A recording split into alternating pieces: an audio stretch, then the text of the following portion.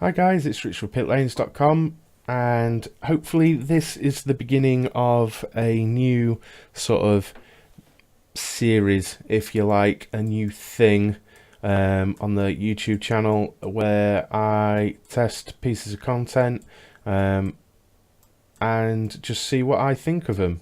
I'm gonna just let you all know I'm going to be running this in DX9 just because it runs better on my machine. If I had the graphics card, I would be using DX11 because it looks nicer, but I can run it smoother and record better and things like that in DX9. I'm not just going to do rFactor 2 when I see other sims pop up with new content. As long as I've got it, I'll do a little video on it. And if you guys have got any suggestions for pieces of content for me to try out, I'll definitely try them out and pop up a video on them. But the first subject is the Bentley Continental GT3, released as part of the GT3 pack on rFactor 2. I'm going to work my way through all of the cars in this pack, so please subscribe to see the rest of those. But first up, this thing is a thing I've been waiting for God knows how long. I've driven the Bentley Continental GT3 in other sims, but I've wanted it for literally years in rFactor 2 because it's my favourite sim. And now it's here. I can't put the thing down. So this particular video might be a little bit biased, but I'll try and be objective and good about the whole thing. But the car model, I suppose we should talk about. In creating this little sort of, it looks simple, but it took me ages, skin for the car. I use sort of the real cars as reference with these lines going around it and things like that, and everything was spot on. Everything fit as it should. To my eye, it looks absolutely bang on as per the real car. So I've got no complaints paying for it. It looks spot on. But let's swap now to the driver's seat and do a few laps. So then, let's take this out of the pits and see how it goes. I've done a lot of laps lately around this Estoril circuit because I'm part of the Atlantic Motorsport GT3 series that's going on.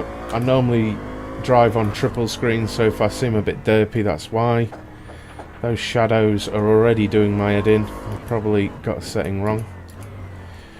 So what you'll find, probably quite unsurprisingly, with this vehicle is that it's a little bit boat-like. She's a big car, and it feels it to me. Having driven the McLaren, which is probably bad form because I'm going to drive that in a video upcoming, it's like less agile and such, and she's rather a lot more happier at the rear as well. I find that's probably one of the main things about this car, that you've got to get used to its sort of power delivery and such. But it's, to me, it's satisfying to drive it. Maybe because, like I mentioned in the intro, I've wanted to drive this car for God knows how long in this sim, but I can't get enough of it. But she's super happy at the rear, and handling could be better, but super fun. And I like to be a little bit different. I don't want to, even if it was the fastest or the slowest, I'd take it because of what it is.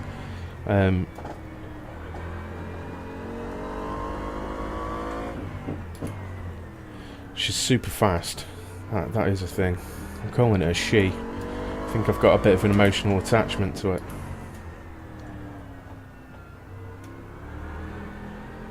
But when the Power Pack, is that what it's called, was announced, Studio 397 only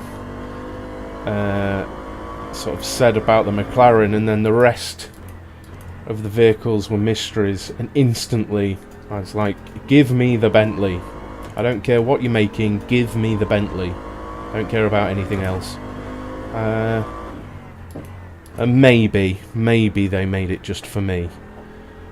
No, they didn't, but you never know. But thank you for providing this car. And I have to say as well, having driven most of this week on a server with live races attached, the balance of performance seems super good around this circuit for sure.